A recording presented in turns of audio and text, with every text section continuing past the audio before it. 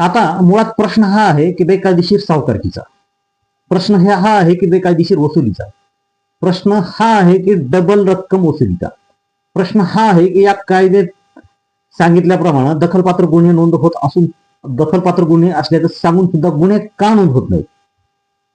प्रश्न हा पण आहे की या कायद्यामध्ये आणखी शिक्षेची जास्तीची वाढ केली गेली पाहिजे. कारण मित्रांनो, कलम 48 मध्ये सांगितल्याप्रमाणे सर्व गुन्हे हे दखलपात्र आहेत.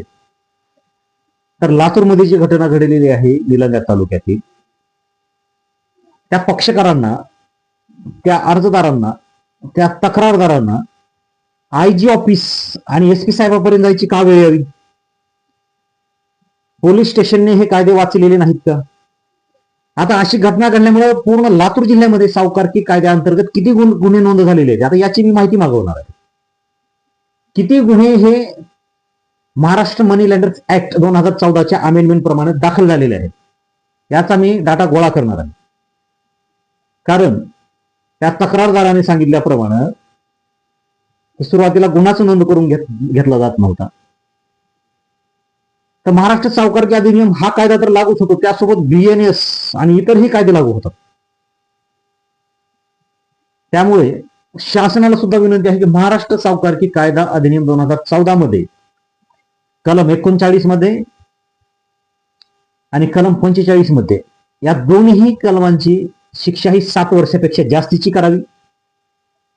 अनेक वेळेस पोलीस 35 नोटीस देऊन सोडून देतात आरोपींना, परंतु या गुन्ह्याचा प्रभाव, परिणाम आणि व्यापकता आणि गंभीरता लक्षात घेता शासनाकडे प्रत्येक नागरिकाने, जे पीडित लोक आहेत त्यांनी मागणी करायला हवी की हा कायदा हा कडक करा. ठीक आहे, नॉन बेलेबल तर आहेच, परंतु या गुन्ह्यांची शिक्षा ही 7 वर्षापेक्षा जास्त करा. कमीत कमी 7 वर्षी शिक्षा असावी, जास्तीत जास्त जे काय आहे असेल त्या कृत्याप्रमाणे ते पुढे असावं. तर मित्रांनो, महाराष्ट्र मनी लँडर्स ऍक्ट, महाराष्ट्र सावकारी हे अधिनियम या कायद्याप्रमाणे फौजदारी पात्र गुन्हे नोंद करायला कुठल्याही प्रकारची वाट पाहायची गरज नाही.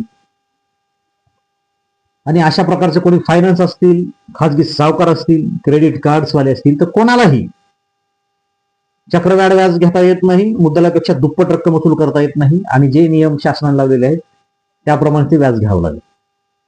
हे झालं वैध परवाना असणाऱ्यांना. ज्यांच्याकडे परवानाच नाही त्यांना तर कुठलेच अधिकार नाहीत की एखादी रक्कम ही तुमच्याकडून वसूल करावी म्हणून. त्यामुळे मित्रांनो, अशा प्रकारचा जर कोणाला खाजगी सावकारांचा त्रास असेल तर महाराष्ट्र सावकार